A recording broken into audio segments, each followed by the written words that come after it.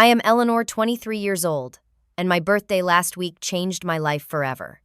When my parents blindfolded me, whispering, "We have a surprise," excitement fluttered in my chest. That flutter died when the blindfold came off. I stood alone at an abandoned barn. My mother laughed. "You thought we would actually celebrate you," my father sneered, "spoiled brat." As they drove away, leaving me stranded, they had no idea what I would do next. If you are watching this, drop a comment letting me know where you are from, hit like and subscribe to follow my journey from abandoned to empowered. Growing up in our pristine suburban Chicago home, my life looked picture perfect from the outside. My father, Richard, was a successful corporate lawyer with a reputation for winning impossible cases. My mother, Diana, worked as a financial manager for a prestigious investment firm. Our house was the envy of the neighborhood, with its manicured lawn granite countertops and swimming pool that rarely saw use except for my parents' networking parties. But behind our glossy wooden front door, warmth was scarce. My father treated our home like an extension of his courtroom, where every conversation was a case to be won rather than a moment to connect. My mother approached parenting like one of her investment portfolios, constantly calculating the return on her emotional investment. From my earliest memories, achievement was the only currency that held value in our household. Getting straight. As was not celebrated, it was expected. When I brought home my first report card with all A's and 1 B+ in 7th grade, my father did not speak to me for 3 days. My mother used it as an example of settling for mediocrity at their dinner party that weekend. "Eleanor has such potential," she would say to her friends, speaking about me as if I were not sitting right there at the table. But sometimes I worry she lacks the drive to truly excel. My birthdays growing up were elaborate affairs, but never really about me. They were productions designed to showcase my parents' wealth and planning prowess to their social circle. My 16th birthday featured a professionally decorated tent in our backyard, catering from the most expensive restaurant in Chicago, and a guest list that included the children of all my father's important clients and my mother's business associates. I was allowed to invite only 3 friends of my choosing. "This is how networking begins," my father explained when I asked why my actual friends had been limited. "These connections will serve you better than those drama club kids ever will." My mother controlled every aspect of my appearance with the precision of a military commander. My weight, my clothes, my hair, all subject to her constant scrutiny and improvement suggestions. Shopping trips were exercises in humiliation, as she would loudly proclaim sizes too small for me motivation. "No one will take you seriously with those extra pounds," she would say, pulling a size 2 dress off the rack when I was a perfectly healthy size 6. "First impressions are everything, Eleanor. People decide your worth in the first 10 seconds. My father showed interest in my life exclusively through the lens of academic and professional achievement. He mapped out my entire educational path before I entered kindergarten with Harvard Law as the non-negotiable destination. When I showed interest in literature or art, these pursuits were tolerated only as well-rounding activities for college applications. I tried everything to earn their approval. I learned piano despite hating every minute of practice. I joined the debate team because my father said it would prepare me for law school. I volunteered at the hospital every weekend my junior year because mother said it would demonstrate community involvement on my applications. None of it was ever enough. The only genuine joy I found was in my high school creative writing class with Mrs. Bennett, who saw something in me beyond my GPA. She encouraged me to apply to Northwestern for their journalism program instead of the pre-law track my parents demanded. When I got accepted with a partial scholarship, my parents refused to pay the difference unless I switched my major. "We are not wasting our money on a degree that will leave you waiting tables," my father declared. "Law school or nothing." I chose nothing. Or rather, I chose student loans, part-time jobs, and freedom. College became my first taste of authentic life. Away from my parents' constant criticism, I discovered who I actually was beneath the performative perfectionism. I made real friends who liked me for myself, not for what my family could offer them. I explored my passion for nonprofit work and storytelling, eventually double majoring in journalism and social policy. For 4 years, I maintained minimal contact with my parents. Holiday visits were tense, filled with passive-aggressive comments about my phase of rebellion and how I would come to my senses eventually. I kept these visits brief, always having an important project to return to campus for. After graduation, I landed an entry-level position at a nonprofit focused on educational equity. The pay was minimal, but the work felt meaningful. I rented a tiny studio apartment with a roommate and was building my own life. Then came the pandemic layoffs. Our entire department was cut, and suddenly I had no income-mounting student loan payments and rent due. With no other options, I swallowed my pride and moved back home 3 months ago. My parents accepted me with a smug satisfaction that made my skin crawl. "The real world taught you a lesson, I see," my father remarked, as he helped carry my suitcases to my old bedroom now converted to a home office, with just a futon added for me. "Perhaps now you will reconsider that associate position at Martin and Blackwell. Gerald still owes me a favor." I tried to explain that I wanted to continue in nonprofit work, that I had interviews lined up with several organizations. My mother rolled her eyes so hard I thought they might get stuck. "Nonprofit is just a fancy word for unstable," she said. "Your father and I did not invest 22 years raising you, so you could throw away your potential helping people who will never appreciate it." The next 3 months became a pressure cooker. Every dinner conversation circled back to my poor choices and wasted potential. My father left law firm brochures on my bed. My mother forwarded emails about MBA programs daily. The criticism that had seemed distant during college came roaring back with compound interest. I spent most days applying for jobs from local coffee shops just to escape the house. When I landed an interview with a community foundation that supported arts education in underserved schools, I mentioned it at dinner, hoping they might see my passion. "Arts education," my father scoffed.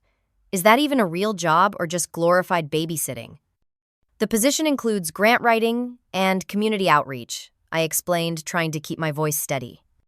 "So begging for money," my mother translated. "Wonderful use of your Northwestern education."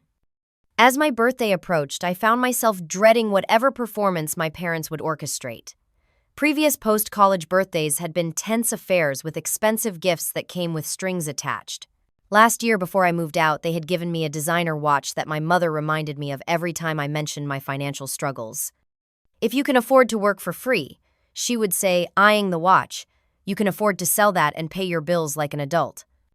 I never told her I had already looked into selling it, but the resale value was barely enough for a month's rent, and part of me feared the nuclear fallout that would result if I actually did it.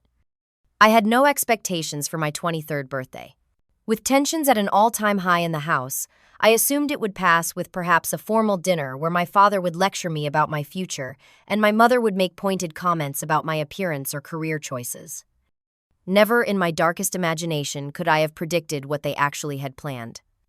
I woke on my birthday to the ping of my phone. A text from Rachel, my closest friend from college. "Happy birthday, Ellie, wish I could be there to celebrate the real you. Call me later." Rachel knew how difficult living with my parents had been. She had offered her couch numerous times, but her tiny apartment already housed 3 roommates in a city 2 hours away. I had promised her I was saving every penny from my part-time barista job and would be out soon.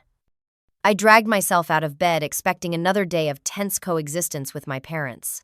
To my shock, my mother was in the kitchen making pancakes, her hair perfectly styled despite the early hour. "Happy birthday, Eleanor," she said with a smile that almost reached her eyes. "I thought you might like your favorite breakfast." I stood frozen in the doorway. My mother had not cooked breakfast since I was in elementary school. She certainly had never acknowledged remembering my favorite foods.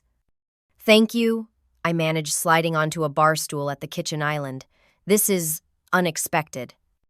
"Well, birthdays are special," she replied, flipping a perfectly golden pancake onto a plate.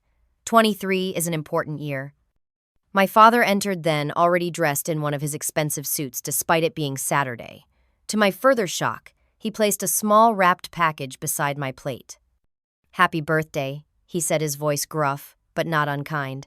"Your mother and I thought you should have this today." Inside the small box was a credit card with my name on it. "We added you to our account," my mother explained, "for emergencies and necessities." Thank you," I said, genuinely surprised by this gesture of financial support without the usual lecture. "I thought we might go shopping today," my mother continued. "Get you something nice to wear for tonight." "Tonight?" I asked. My father's lips twitched in what might have been a smile. "We have a special surprise planned. something to celebrate your birthday properly. Hope, dangerous and fragile, bloomed in my chest. Were they finally seeing me accepting my choices? Was this the beginning of a new understanding between us? That sounds great, I said cautiously. My mother drove us to an upscale shopping center I had always found intimidating. To my surprise, she was almost pleasant company, asking about my job applications and actually listening to my answers without immediately dismissing them.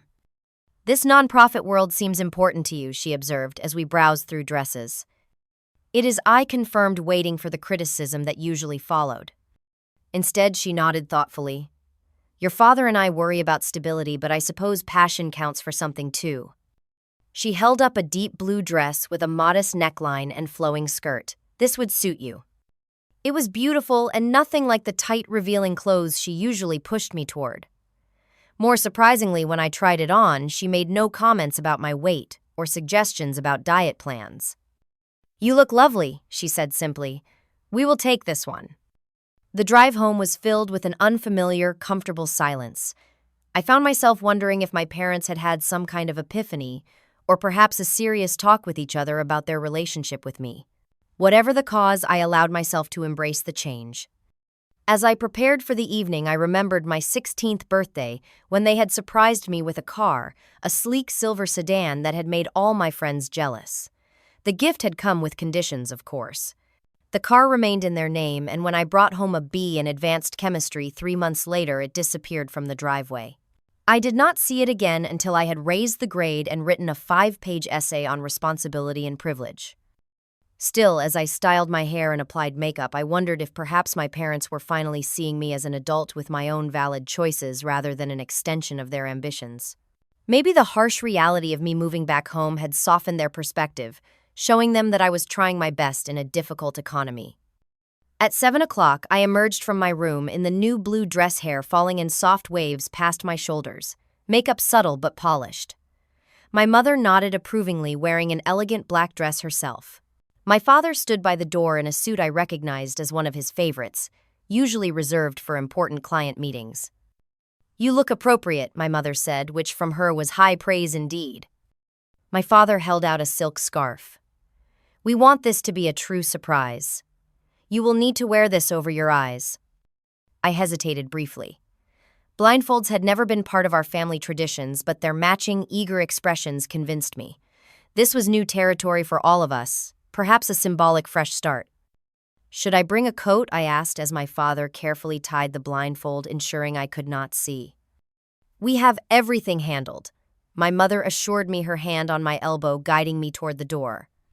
The car ride began pleasantly enough. I tried to guess our destination based on turns and stops, picturing an exclusive restaurant or perhaps a theater. My parents had always valued appearances, so I imagined somewhere public and impressive. Can I have a hint? I asked after we had been driving for what seemed like 30 minutes. Patience was never your strong suit, my father remarked, but his tone seemed almost affectionate rather than critical. It will be worth the wait, my mother added from the front passenger seat. A birthday you will never forget. The car continued for much longer than I had anticipated. The smooth pavement of our suburb gave way to roads with more bumps and turns. I began to feel a flutter of unease in my stomach. Are we still in Illinois? I asked, only half joking. Almost there, my father replied, ignoring my question. I became aware of my parents exchanging whispers in the front seat, followed by my mother's muffled giggle. The sound was so unfamiliar, it took me a moment to identify it. My mother rarely laughed, and when she did, it was usually the practiced social chuckle she deployed at networking events. This laugh was different. There was something almost malicious in its tone that sent a chill down my spine despite the warm evening. Is everything okay? I asked. Everything is perfect, my father responded, and my mother giggled again. The car slowed and turned onto what felt like an unpaved road. Gravel crunched beneath the tires as we bounced along for another few minutes before coming to a stop. The engine shut off and I heard both front doors open. Stay put, my father instructed. We will come around to help you out. My door opened and hands helped me carefully exit the vehicle. The ground beneath my feet was uneven, nothing like the smooth pavement of a restaurant parking lot. Watch your step, my mother said, guiding me forward. The ground is a bit rough here. The air smelled different, too earthy, and organic, with hints of grass, and something musty. I could feel the warmth of the setting sun on my skin, and a light breeze ruffling my dress. Birds called in the distance, and there was a distinct absence of urban sounds. "Where are we?" I asked, my voice smaller than I intended. "Your surprise," my father replied, and I felt his hands at the back of my head untying the blindfold. The blindfold fell away, and I blinked against the golden light of the setting sun. As my vision cleared, confusion washed over me in waves. Before me stood a dilapidated wooden structure, its once red paint peeling to reveal weathered gray wood beneath. A sagging roof of rusted corrugated metal groaned slightly in the breeze. The large sliding door hung partially open on broken tracks, revealing a dark interior filled with shadows. It was a barn, long abandoned by the look of it, sitting in the middle of an overgrown field with no other buildings in sight. Tall grass and wildflowers surrounded it, some reaching nearly to my knees, leaving damp marks on the hem of my new blue dress. I turned slowly, taking in the rutted dirt drive we had come up, leading back to a narrow country road, barely visible in the distance. Fields stretched in every direction, bordered by a line of trees perhaps half a mile away.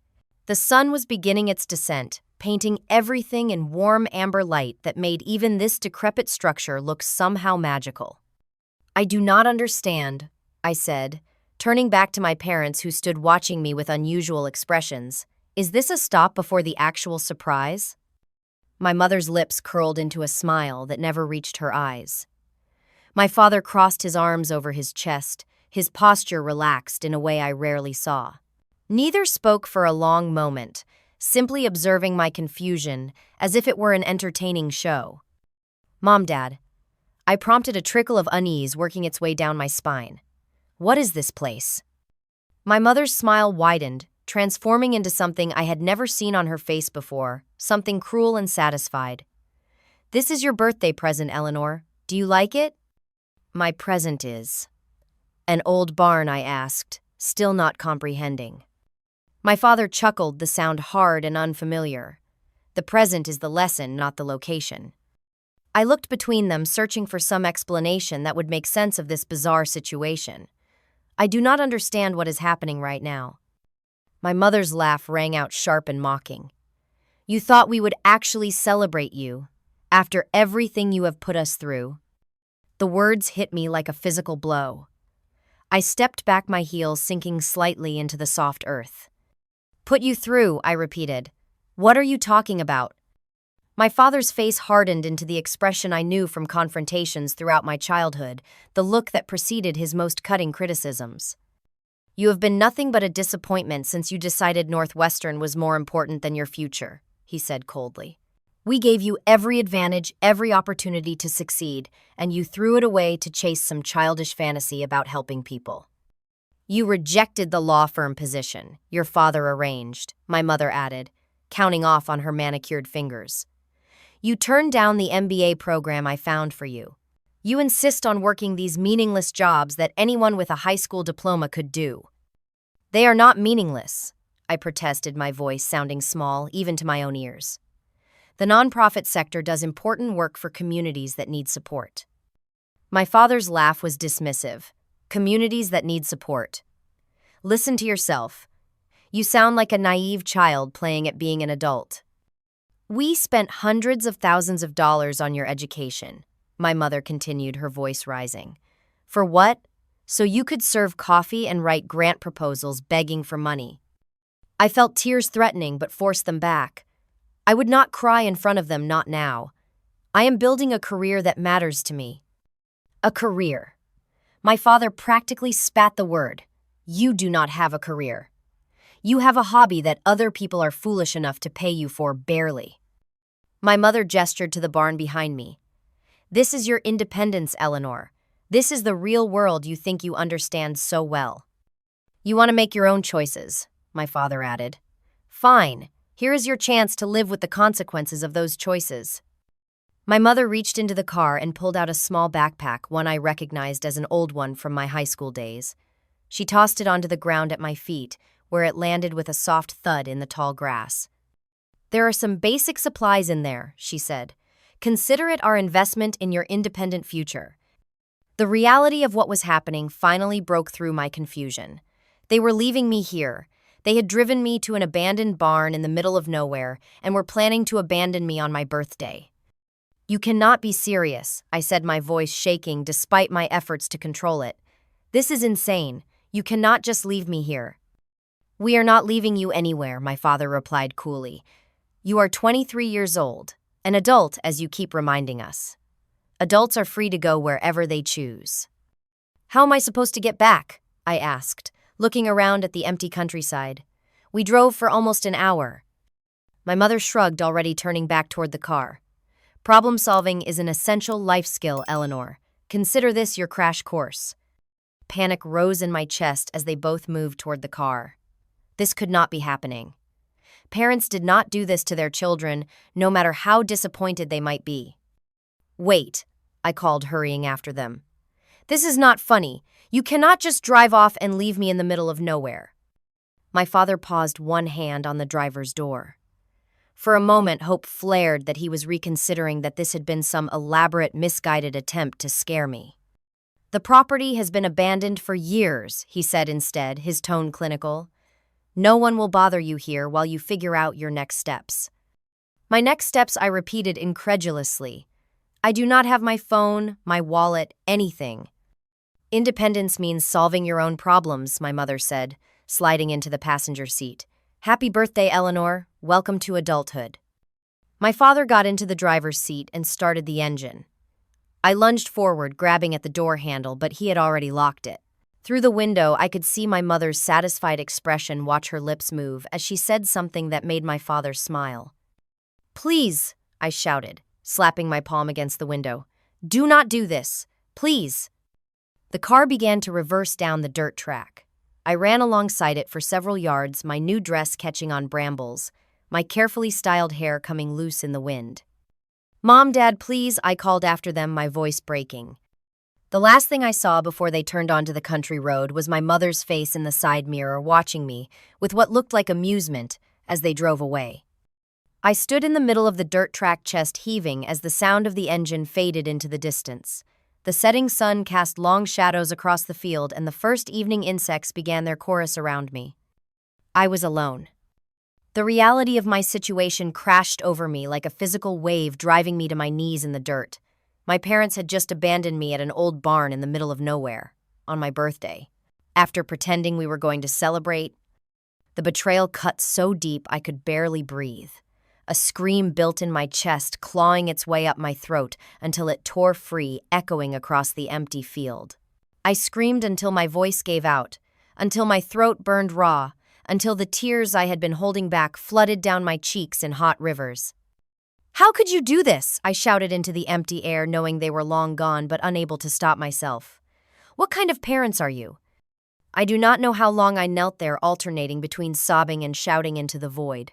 Time seemed to stretch and warp around me, reality bending under the weight of what had just happened. Eventually, my body simply ran out of energy for that level of emotion, leaving me hollow and numb. The sun had dipped lower, casting long purple shadows across the field. I needed to think, to plan.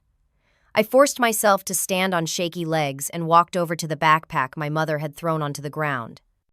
Inside, I found a single bottle of water, 3 granola bars, a travel-sized toothbrush, and toothpaste, a small flashlight, and a thin emergency blanket, still in its packaging. No phone, no money, no map. Nothing that would actually help me get out of this situation. "Typical," I muttered, anger briefly, cutting through the numbness. They had provided just enough to claim they had not left me with nothing, but not enough to be genuinely helpful. I looked around, trying to assess my options. The dirt track my parents had driven down connected to a small country road, but I had no idea which direction led to civilization. We had made so many turns during the drive that I had completely lost my sense of orientation. Walking blindly could take me further into nowhere. The light was fading quickly now. Soon it would be dark, and the thought of wandering unfamiliar rural roads at night was not appealing. I looked back at the barn. As unwelcoming as it appeared, it was the only shelter available. With the small flashlight from the backpack, I cautiously approached the structure. The sliding door creaked ominously as I pulled it wider to enter. The flashlight's beam cut through the gloom, revealing a dirt floor scattered with old hay, a few broken wooden crates, and what appeared to be ancient farm equipment rusting in corners. The air inside was stale and dusty with a faint smell of mildew and something organic I could not identify. Cobwebs draped from the rafters, and I heard the scurrying of small creatures in dark corners. My skin crawled at the thought of spending the night here, but as the temperature outside began to drop with the sun, I knew I had little choice. I found what looked like the cleanest corner and swept away debris with my hands, trying not to think about spiders or what else might be living in the old hay. The thin emergency blanket would provide minimal comfort, but it was better than lying directly on the dirt floor. As I worked, the emotional numbness began to wear off, replaced by waves of betrayal so intense they made me physically ill. I had known my parents were critical, demanding, and emotionally distant, but this level of cruelty was beyond anything I could have imagined. How long had they been planning this? The shopping trip, the new dress, the credit card that probably had already been canceled, all elaborate setups for this moment of abandonment. They had smiled and pretended to care, all while knowing exactly what they intended to do to me. I thought about all the moments I had interpreted as love from them over the years. The elaborate birthday parties that were really just social showcases. The expensive gifts that came with conditions. The proud smiles that only appeared when I was performing exactly as expected. Had any of it been real? Had they ever truly loved me? Or had I just been another project, another investment that had failed to yield the returns they expected? As these thoughts swirled through my mind, the sky outside turned from purple to inky black. Through gaps in the barn walls, I could see stars appearing, countless pinpricks of light in the vast darkness. Under different circumstances away from city lights, I might have found the view beautiful. Now it only emphasized how alone I was. I spread out the emergency blanket and sat down, leaning against the barn wall, knees pulled to my chest. The blue dress, my mother's gift, was already dirty and torn in places from my desperate run after their car. I had lost one of my dress shoes somewhere in the field, and my bare foot was scratched and sore. Just as I was contemplating how to ration my meager supplies, a new sound cut through the night rain. At first, it was a gentle patter on the metal roof, almost soothing. Then it grew heavier, drumming loudly above me. Within minutes, I discovered the roof was far from waterproof. Drips began to fall through gaps in the metal sheets, quickly turning to steady streams in some places. I grabbed my backpack and scrambled to a drier corner, but soon found that nowhere was truly dry. The old barn leaked from multiple points, creating puddles on the dirt floor that grew and connected as the rain intensified. Huddled in the least wet corner, I could find wrapped in a blanket that did little against the dampness and dropping temperature. I felt smaller and more vulnerable than I had since childhood. The darkness outside was complete, now broken occasionally by flashes of distant lightning that illuminated the barn's interior in brief, ghostly tableaus. Strange sounds carried through the night, the hoot of an owl rustling in the overgrown field that could have been anything from field mice to larger creatures, creaks and groans from the barn itself, as wind pushed against its aged frame. Each noise made me flinch, my imagination populating the darkness with threats both realistic and fantastic. What if someone else used this barn as shelter? What if the property was not as abandoned as my father had claimed? What if the structure itself was unsafe, ready to collapse in the storm? I tried Rachel's technique for anxiety management, counting my breaths and naming things I could perceive with each sense. 4 things I could see in the flashlight's beam: my dirty dress, the emergency blanket, an old horseshoe on the ground, cobwebs moving in the draft.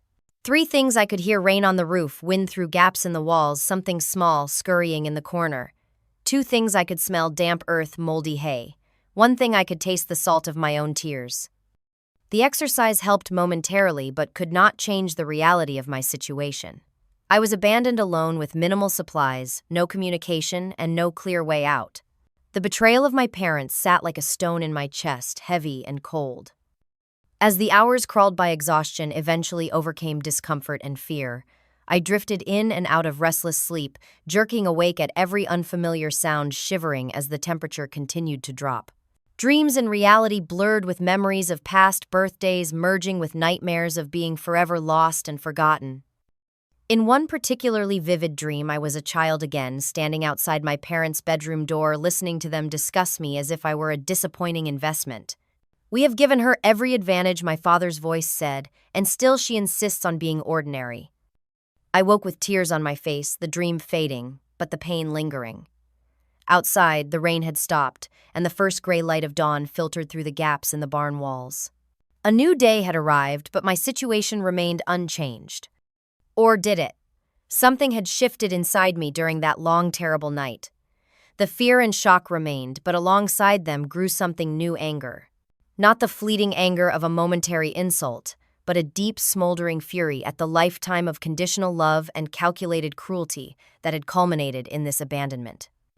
My parents had left me here expecting me to break, to come crawling back with apologies and promises to be who they wanted.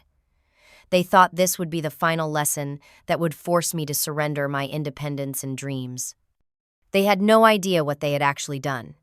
In trying to break my spirit, they had instead broken the last chains of obligation and guilt that had bound me to them. As the new day brightened around me, I made myself a promise: I would not only survive this, I would emerge stronger. And my parents would learn that the daughter they had dismissed and abandoned was far more resourceful than they had ever given her credit for.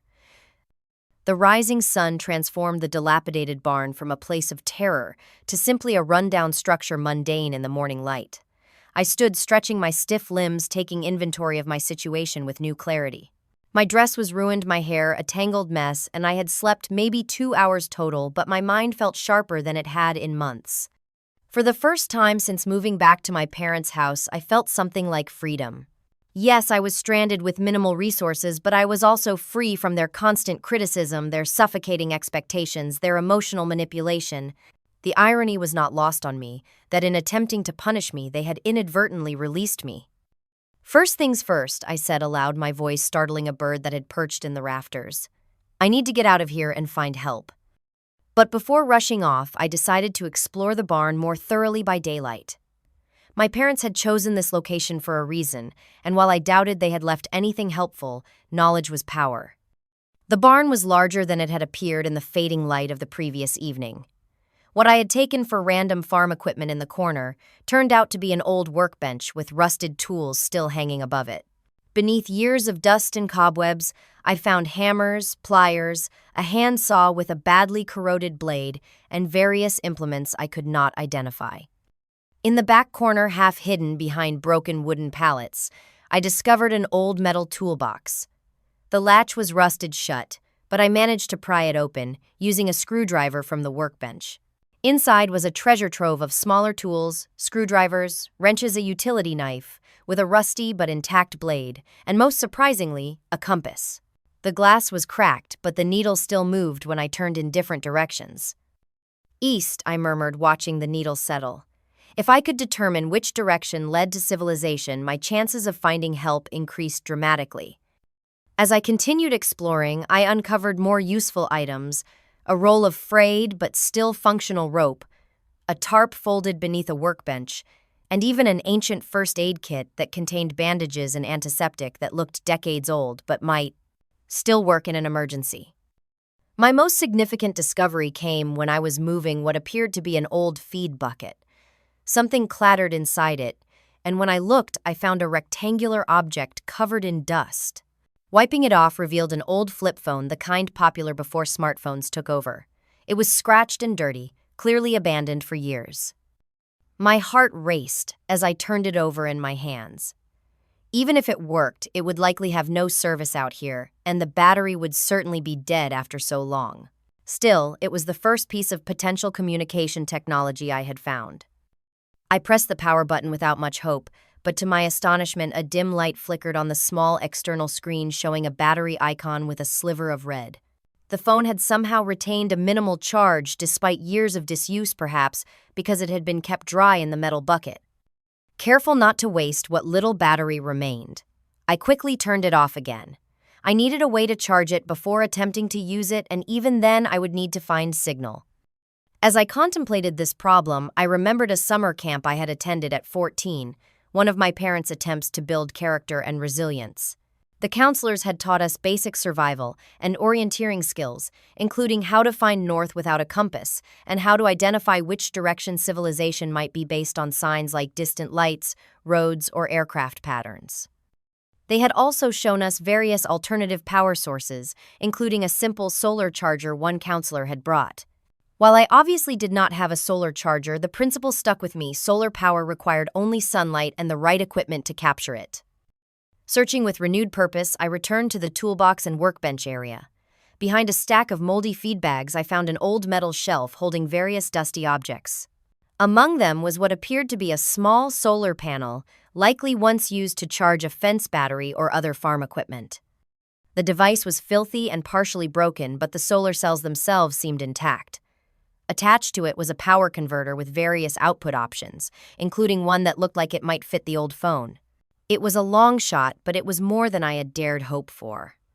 I carried my findings outside, setting the solar panel in direct sunlight. It would take hours to generate enough power for even a brief call, but time was the one resource I had in abundance. While waiting for the panel to potentially charge, I sat on an old stump outside the barn and formulated a plan. I would not be returning to my parents' house, that much was certain. Even if I had to start from absolute zero, building a life without their toxic influence was non-negotiable now. I mentally listed people who might help me.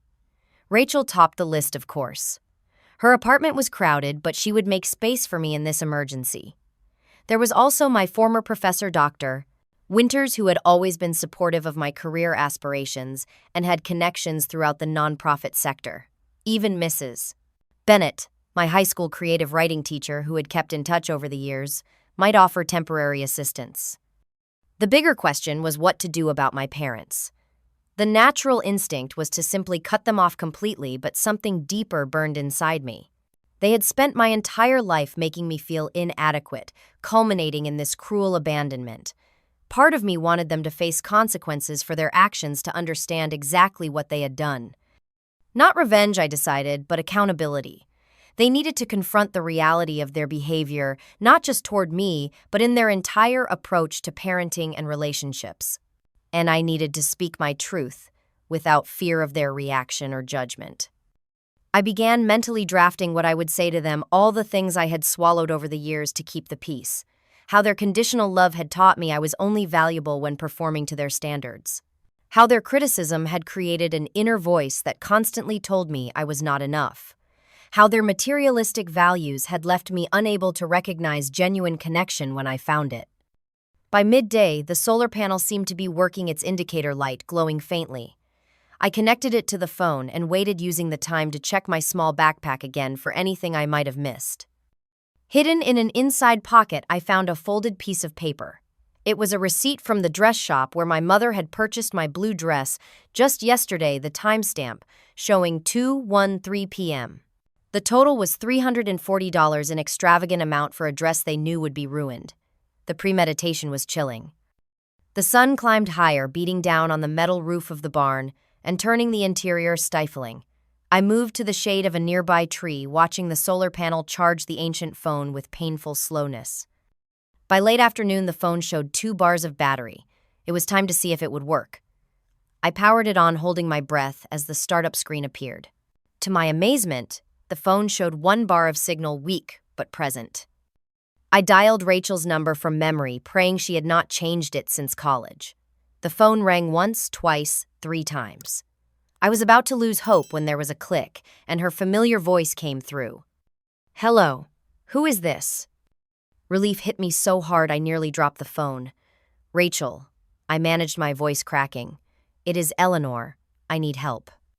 "Ellie, what the hell? Where are you calling from? This number is weird."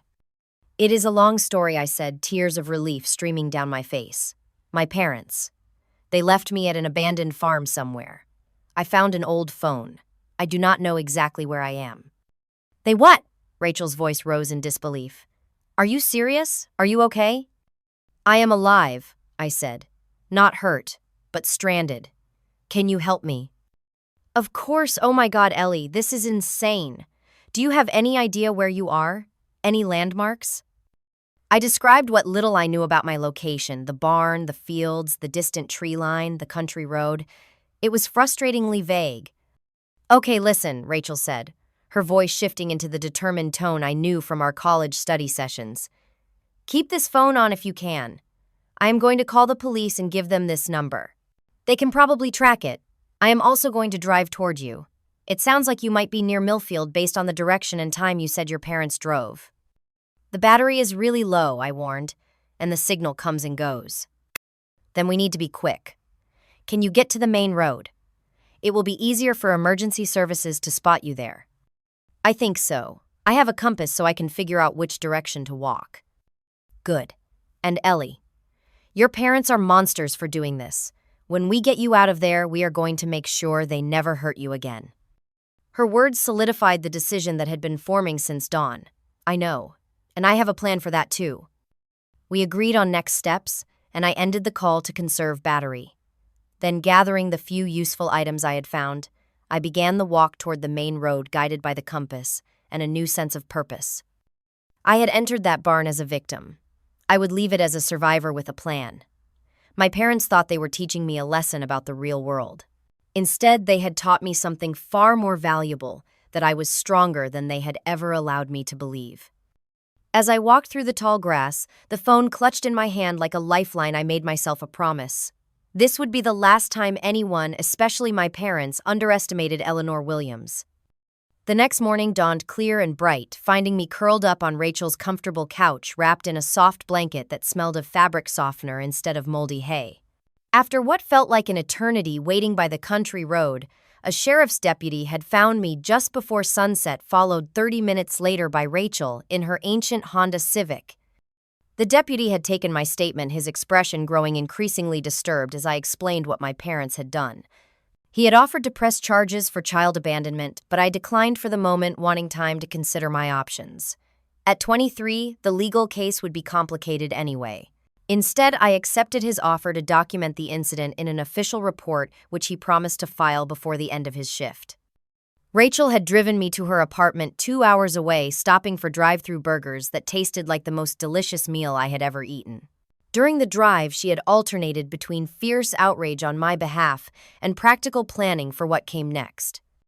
"You are staying with me," she had insisted. "Sarah is visiting her parents for 2 weeks, so you can use her room until we figure something out more permanent."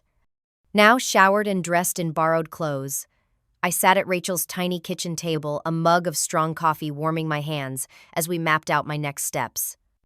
"I have been thinking," I said, watching steam rise from my cup. "I need to be strategic about this. My parents are not just going to apologize and change. They are going to try to control the narrative."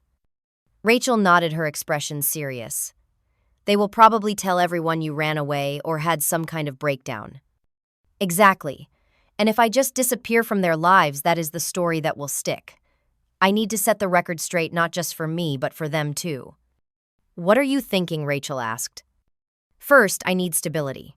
A job, a place to live, some financial independence. Then I confront them, but on my terms, not theirs." Rachel's roommate Jade knew of a barista position opening at the coffee shop where she worked. By that afternoon, I had interviewed and been hired on the spot, my previous experience making me an ideal candidate. The pay was modest, but enough to start building savings. That evening, I sent my parents a text message from Rachel's phone. "I am safe. I will not be returning home. Do not contact me until I contact you." The response was immediate and exactly what I expected: a flood of calls and increasingly frantic text messages. They ranged from angry demands to know where I was, to sudden concern for my safety, as if they had not been the ones to abandon me in a desolate location. "Your father and I are worried sick," my mother texted. "This behavior is completely unacceptable." "You need to come home immediately," my father wrote. "We can discuss your attitude problem when you get here." I forwarded each message to my email but did not respond. Their words only strengthened my resolve. The next morning, Rachel took me to a free legal clinic she had found, where I met with a compassionate attorney named Melissa who specialized in family law. She listened to my story without judgment, taking careful notes. "What they did was unconscionable," she said when I finished. "And while the legal case is complicated because you are an adult, you do have options." She outlined several approaches from restraining orders to civil suits for emotional distress. But what resonated most was her suggestion about documentation. Record everything she advised. Dates, times, exact words said. If they call, let it go to voicemail or record the conversation if your state allows it. Text messages, emails, everything. Build your case methodically. Following her advice, I started a detailed journal beginning with the events of my birthday and working backward through significant incidents throughout my childhood. The process was painful but clarifying, helping me see patterns I had normalized for too long. 2 weeks into my new life, my parents escalated their tactics. First came the financial pressure. I was removed from their health insurance. My student loan co-signing agreements were threatened, and the small savings account they had maintained joint access to was emptied. Next came the social campaign. They contacted mutual acquaintances, former teachers, even my previous employers, spinning a story about my mental health crisis and worrying behavior. Fortunately, most people reached out to me directly, rather than accepting their version at face value. The lowest blow came when they somehow obtained Rachel's address and appeared unannounced one Sunday morning. I was at work, but Rachel called immediately. "They are here," she whispered into the phone. "At the apartment. Your dad is threatening to call the police and report me for harboring a runaway or something equally ridiculous. Your mom is crying on command." "Do not let them in," I instructed. "Tell them I am not there and that if they do not leave immediately, you will call the police yourself for harassment." Rachel held firm, and eventually they left, but not without making a scene in the hallway that had several neighbors poking their heads out of their apartments.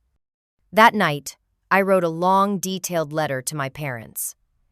In it, I cataloged not just the birthday abandonment, but the lifetime of conditional love, emotional manipulation, and psychological control that had preceded it. I described how their actions had made me feel as a child, teenager, and now as an adult. I explained what healthy parental love should look like and how far their behavior had deviated from that standard. I concluded with clear boundaries. I would meet with them once in a public place, with Rachel present as a witness. If they wanted any relationship with me moving forward, they would need to acknowledge their actions, apologize sincerely, and commit to therapy, both individual and family. If they refused these terms, I would move forward with my life without them, and I would not remain silent about why.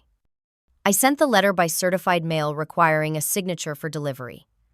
3 days later, I received a terse email from my father agreeing to the meeting but calling my conditions dramatic and unnecessary. We arranged to meet at a coffee shop equidistant between our locations, a busy place where public behavior would be somewhat constrained. Rachel drove me there, her presence, a steady comfort as my anxiety mounted. They were already seated when we arrived. My mother dressed impeccably, as always my father, in a business casual outfit that still managed to look formal. Their expressions were carefully neutral, but I could see the tension in my father's jaw and the tight grip my mother had on her purse. "Eleanor," my mother said, as I sat down across from them, "you look different." I had deliberately dressed in a way that prioritized my comfort rather than their approval genes, a simple blouse, minimal makeup. My hair was pulled back in a practical ponytail rather than the styled waves my mother preferred. "I am different," I replied, keeping my voice steady. "Being abandoned tends to change a person." "We did not abandon you," my father interjected immediately. "We were teaching you a valuable lesson about independence and consequences." I had anticipated this defense and was prepared for it. "You drove me to an isolated location under false pretenses, left me without adequate supplies or communication, and drove away laughing. In what world is that not abandonment?" "You are exaggerating," my mother said, glancing around nervously, as if worried someone might overhear. "We knew you would figure something out. You have always been resourceful when you apply yourself." "I could have died," I stated flatly. "Exposure, dehydration, wild animals, dangerous people finding me there alone. Did either of you consider those possibilities?" A flicker of something crossed my father's face, quickly suppressed. "The property is secure. I researched it before we chose it." The casual admission that they had planned the abandonment in advance, researching locations, only strengthened my resolve. "I did not come here to debate whether what you did was wrong," I said. "It was wrong. Morally, ethically, possibly legally wrong. I came to tell you what happens next. I placed a folder on the table between us. Inside were copies of the sheriff's report, my detailed account of the abandonment statements from Rachel and Jade about my condition when found, and photographs of the barn and my ruined dress. This is the documentation of what you did, I explained. I have copies. Several trusted people have copies. If you ever attempt to control, manipulate, or harm me again, this goes public, potentially to authorities. My mother's face paled. My father's jaw clenched so tight I could see a muscle jumping in his cheek. You would not dare, he said, his voice low and dangerous.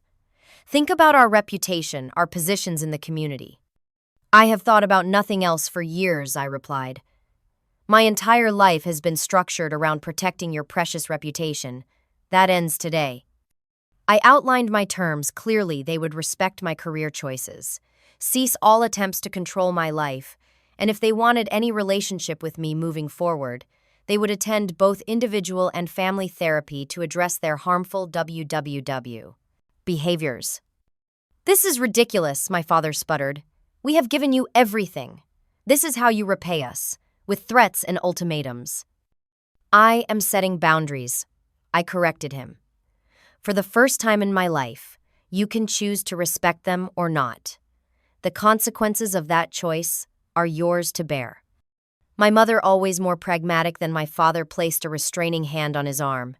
Perhaps we have been somewhat rigid in our expectations, she conceded, though her tone suggested the admission was tactical rather than genuine. More than somewhat, I replied. You have been controlling, manipulative, and emotionally abusive. Those are not accusations, they are facts supported by a lifetime of evidence. We talked for nearly 2 hours, the conversation moving through denial, anger, bargaining, and finally to a grudging acknowledgement that things needed to change. My father remained defensive throughout, but my mother showed glimmers of genuine reflection, especially when I described specific childhood incidents that had left lasting scars.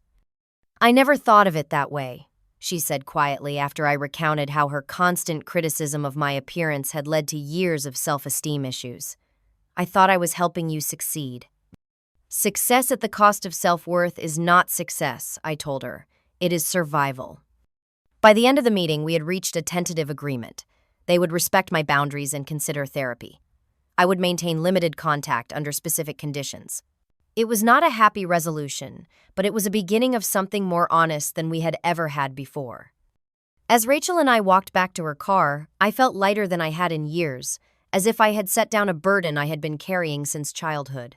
My parents remained at the coffee shop, my father staring into his cold coffee, my mother watching us through the window with an expression I could not quite decipher. Are you okay? Rachel asked as we drove away. I considered the question carefully before answering. Not yet, I said finally. But I think I will be. 1 year has passed since the birthday that changed everything. Today I sit in my own apartment, small but entirely mine, with a window that looks out over a community garden where I have planted tomatoes and herbs. The walls are painted colors my mother would hate, decorated with art that speaks to me rather than impresses visitors. On my refrigerator hangs a calendar, marked with work commitments, social plans, and therapy appointments, a life built on my own terms. After the confrontation at the coffee shop, my relationship with my parents entered a phase I can only describe as cautious reconstruction. My father predictably resisted therapy for months, convinced he had nothing to learn from paying someone to listen to complaints. My mother, however, surprised me by finding a therapist within a week and committing to regular sessions. The first family therapy session was nearly disastrous. My father spent the first 30 minutes attempting to control the narrative, speaking over me and questioning the therapist's qualifications. When that failed, he resorted to stony silence. My mother alternated between defending him and making small admissions of regret, testing the waters of accountability. Dr. Martinez, our family therapist, had seen it all before. With calm persistence, she created space for each of us to speak, without interruption, established clear guidelines for communication, and gently but firmly called out manipulative tactics when they emerged. Richard, she said during one particularly tense exchange, when you dismiss Eleanor's feelings as overdramatic, you are invalidating her experience. Can you try acknowledging her perspective even if you do not share it? Over time, these sessions revealed layers of dysfunction I had never fully understood. My father's own childhood under a demanding, never-satisfied father. My mother's early experiences of conditional approval based on appearance and social performance. Patterns repeating through generations, wounds passing from parents to children like unwanted inheritances. Understanding did not excuse their behavior, but it helped me contextualize it. The abandonment at the barn remained an unforgivable act, but I began to see it as the culmination of decades of unhealthy coping mechanisms rather than simple cruelty. 6 months after my birthday, I landed a position with a nonprofit focused on youth mentorship, working specifically with teenagers navigating difficult family dynamics. The irony was not lost on me that my own painful experiences had created both the empathy and resilience needed for this role. My supervisor, Denise, became both mentor and friend, showing me what healthy leadership looked like. "Your background is not a liability," she told me during my interview. "It is insight that cannot be taught." The work proved demanding but deeply fulfilling. Each time I helped a young person recognize their intrinsic value beyond academic achievements or parental approval, I felt something healing within myself as well. My social circle expanded beyond Rachel, who remained my closest friend and staunchest supporter. Through a support group for adult children of controlling parents, I met others with similar experiences. People who understood without explanation the complex grief of mourning a relationship with parents who were still alive but had never been what you needed. In these new friendships, I discovered what genuine connection felt like: mutual support without keeping score, differences respected rather than criticized, love offered without conditions or expectations of repayment. We formed what one member called our chosen family, celebrating holidays and milestones together with joy, uncomplicated by old wounds. My relationship with my parents evolved unevenly. My father attended therapy sporadically, making minimal progress, still struggling to see me as an autonomous person rather than an extension of himself. We maintained limited contact, carefully structured around boundaries I no longer allowed to be crossed.